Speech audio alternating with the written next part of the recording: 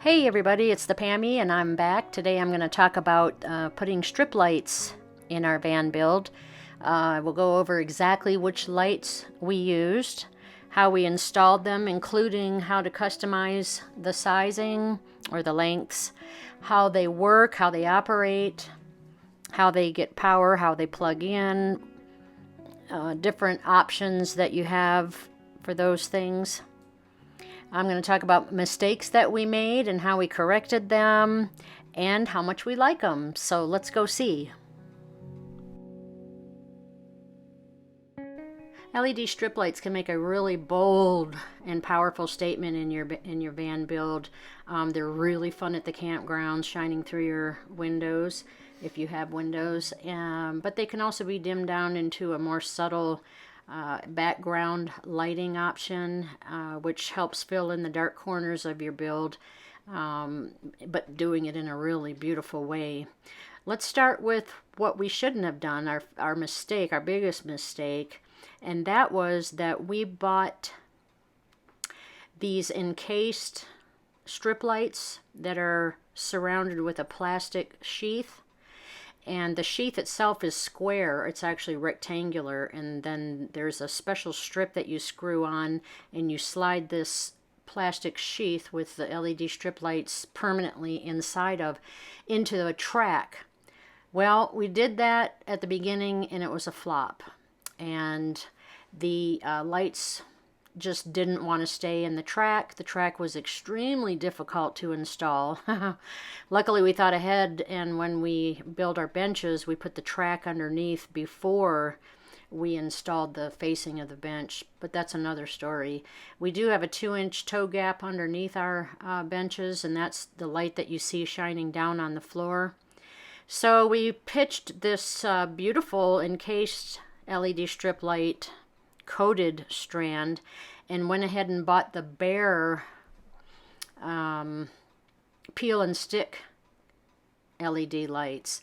We thought that the sheath covered ones would be more weatherproof or at least weather resistant, with doors opening and pulling into a campground after dark with rain or whatever. And as it turns out, we have 4 strands, and every strand is really protected from the elements, even with the doors open. So that became not a factor at all for our build. So now these strip lights live under our bed, and they are really pretty awesome down there. I wouldn't have bought them just for that purpose, but we didn't have anywhere else to put them. And they glow on the walls at nighttime. They look really pretty at night. And of course, you can choose any color you want. So that was a waste of, I don't know, like $20. So we went back to the original strip lights that we put in our kitchen, I don't know, about 5 years ago, was it, Jay? Yeah. About 5 years ago. And we had already been through the learning curve on those. They're a peel and stick, but there's a lot of information that will be useful to you that we learned along the way. Yeah, they're just peel and stick, but you have to start first with a squeaky clean, non-porous surface. The 3M tape that comes on this brand, and not all brands are created equally. We found that out. Well, I won't even go into that.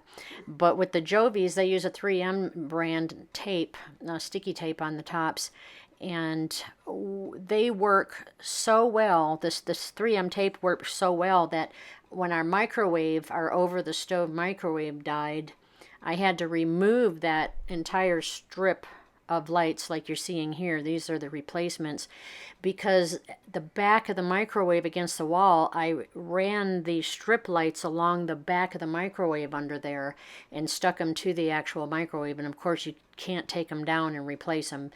So I was ripping that off in sections, and I'm going to tell you what, once they're on, you can get them off, but you don't have to worry about them falling off, and that's for sure. All the cooking over all the years back there, and that tape held up fine with the steam and the heat and the oven and everything else. So that's a testament to how well these strip lights stay secured. You don't have to be fearful of clipping these to the right length, because they show you exactly where to cut them. You can only cut them on these copper parts, and you can see the little line with the scissors on them. You can see where on the top there where I cut, and then you can see to the right where I could have cut if I needed to. So as long as you cut across these lines that have the scissors on them, you can't damage your strip lights, and they'll be totally fine. There's no end caps. There's nothing else to finish. You just cut them and stick them on. They couldn't have made it easier for us. In this photo, or in this clip, you'll see what the strip looks like, and you can see again the copper spots with the scissors on them. You can see I cut each end, and then in the middle there was one spot that where you could cut if you needed to. Really super easy, so there's nothing to be afraid of.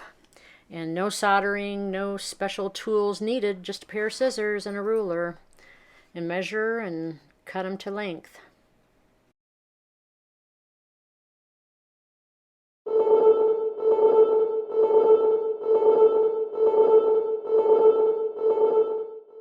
This strip of lights that's over our cooler cabinet and the strip of lights that's over my bunk bed that I'm going to talk about later cannot be cut.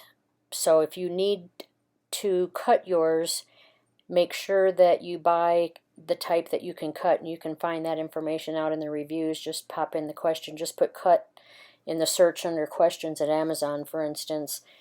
These cannot be cut. The ones under our benches and in our kitchen can be, so you'll want to keep that in mind if you're going to have to cut yours.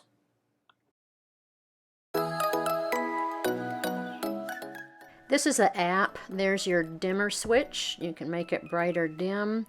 This racetrack looking thing, you can make any portion of that strip light any different color. You can have half of it red and half of it green, the two ends purple and all the middle white. I just have them all on the same setting. Here's the little wheel that you can change colors to get more specific if there's something in the middle you want. There are so many settings on this app, this just doesn't even start to cover them.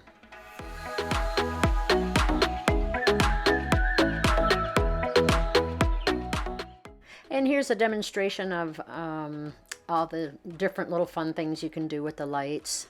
These are Christmas lights and billowing trees in the forest and lightning. That one's lightning, I think. They're really fun to play with. They'll jump to music, to the beat of the music. Oh, that's the lightning one there. That's cool. There's a police one with the red and blue flashing lights. I think I find that one eventually. But the app is amazing. These are all different settings that are pre-installed in the app that you can use. I guess I could have held the camera up a little closer, but you know, you get the idea.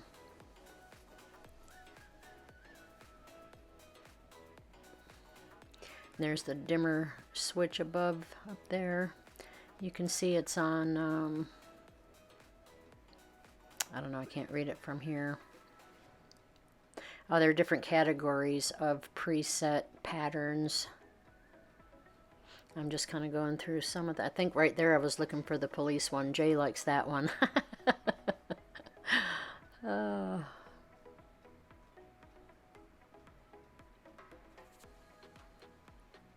They have Halloween. They have romance. That's the disco. I guess they don't say disco anymore. The dance floor.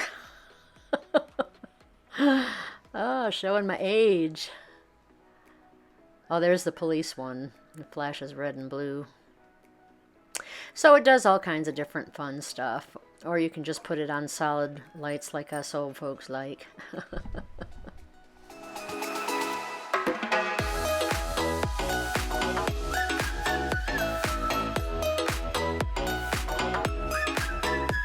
Okay, so inside our bench, we have our power bank. And on this side, we have a Goal Zero Yeti 1500X. And it has an app like the lights. It is a monster of an amazing power bank. It's lithium batteries. And you can see there's there's two USB slots and two other USB slots. There's two wall plugs. There's a 12-volt plug. There's inputs for solar panels, 12 volt to charge in the van while you're driving, and then input for charging it on the wall if you go into a hotel or a campground. Anyway, so you can see these USB cables. One runs behind the pantry over to those lights that I demonstrated earlier. This power strip here plugs into, that's it, the white one there, that plugs in over into the one over the wall units, and then I can plug in whatever I want in there. There's three more USB things there that are easy access for charging phones and whatever, you know, your USBs, your wall plugs. And then we have a smaller, oh, and also we plug the refrigerator into this power bank.